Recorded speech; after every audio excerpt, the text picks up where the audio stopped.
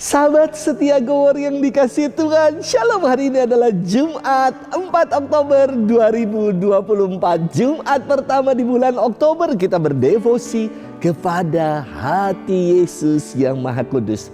Hari ini kita juga merayakan peringatan wajib Santo Fransiskus dari Assisi. Fransiskus dilahirkan di Assisi, Italia pada tahun 1182. Di masa mudanya, hidup Fransiskus itu dipenuhi dengan kemewahan. Ia hidup berfoya-foya.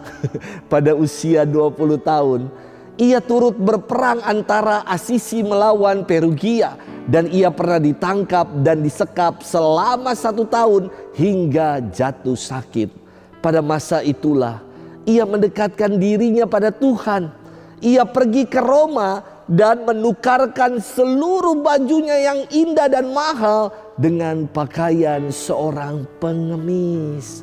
Ia mengemis di jalan dan semua hasil dari mengemisnya itu ia masukkan ke dalam kotak persembahan untuk orang-orang miskin. Suatu hari ketika sedang berdoa di gereja San Damiano, Fransiskus mendengar suara yang mengatakan, "Fransiskus, perbaikilah gerejaku yang hampir roboh."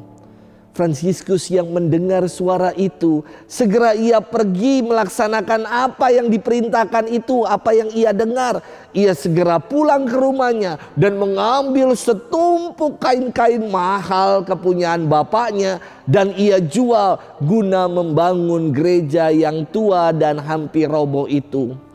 Ayahnya marah sekali dan meminta Fransiskus untuk mengembalikan itu semua. Fransiskus dikurung oleh ayahnya. Dengan bantuan ibunya, Fransiskus berhasil melarikan diri dan pergi kepada Uskup Guido di kota Assisi. Ayahnya mengancam Fransiskus kalau ia tidak akan mengakui Fransiskus sebagai anaknya dan ia tidak akan diberikan sepeser pun warisan dari yang dipunya oleh bapaknya. Maka Fransiskus yang mendengar itu segera melepaskan baju yang menempel di tubuhnya, mengembalikan semuanya itu kepada ayahnya, dan kemudian ia mengenakan jubah kasar sebagai pakaiannya. Sejak itu Fransiskus mulai berkhotbah di jalanan. Banyak orang yang tertarik mengikuti teladan hidupnya. Dan ia mendirikan Ordo Santo Fransiskus yang mendasarkan hidup pada kemiskinan. Banyak sekali kisah ajaib tentang Santo Fransiskus. Di antaranya, Santo Fransiskus ini konon katanya dapat bicara dengan binatang-binatang. Ia berkhotbah di antara para burung juga ikan-ikan. Wah, istimewa sekali. Dan Santo Fransiskus memperoleh anugerah stigmata. Ia wafat pada 3 Oktober tahun 1226 pada usia 44 tahun.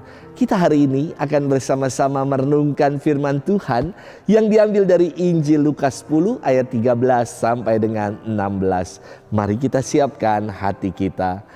Haleluya, haleluya, haleluya. Hari ini dengarkanlah suara Tuhan dan janganlah bertegar hati.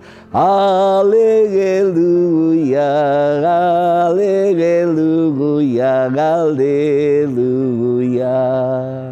Tuhan bersamamu dan bersama rohmu. Inilah Injil suci menurut Lukas. Dimuliakanlah Tuhan.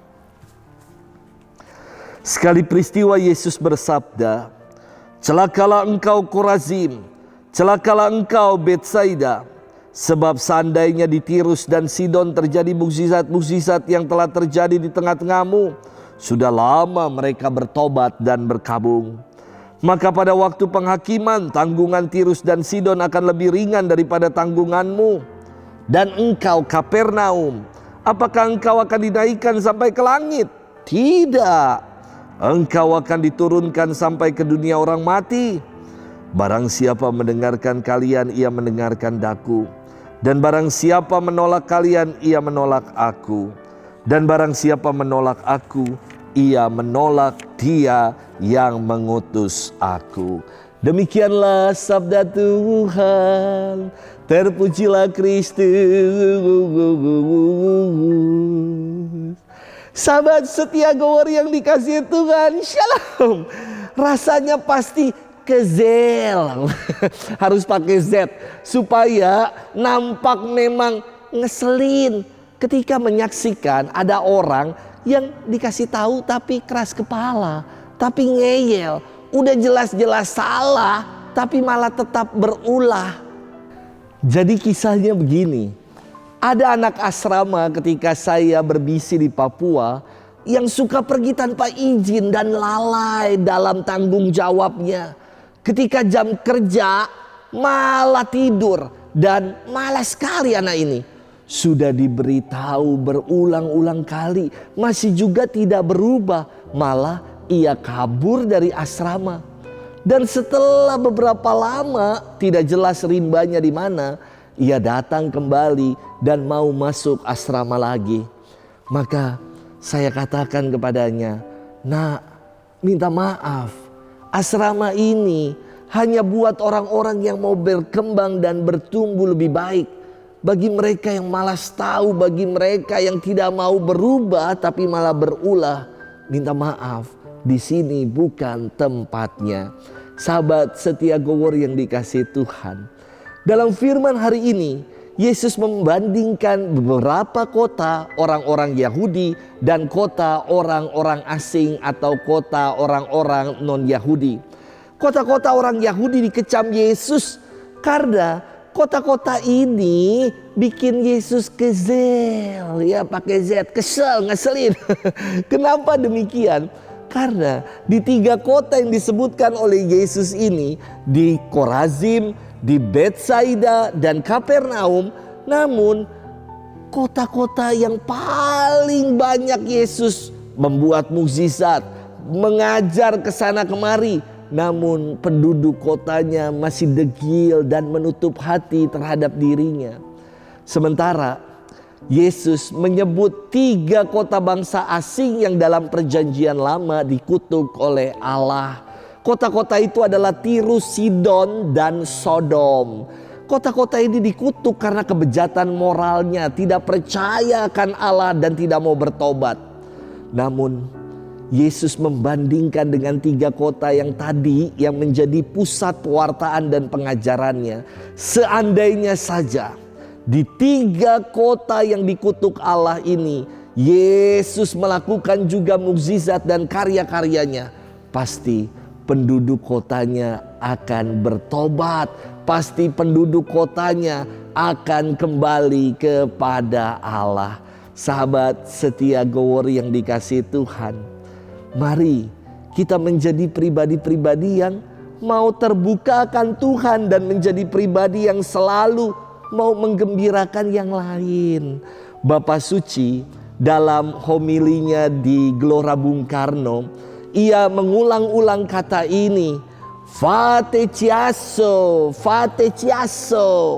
yang berarti buatlah kemeriahan, hiduplah dalam persaudaraan, dan jadilah pribadi yang bahagia. Karena orang yang bahagia dalam hidup adalah orang yang pandai mengucap syukur. Fate Chiasso, mari kita buat kemeriahan dalam persaudaraan dan jadilah pribadi yang bahagia. Semoga itu yang mau kita perjuangkan. Selamat bermenung dan Tuhan memberkati kita selalu dalam nama Bapa dan Putra dan Roh Kudus. Amin.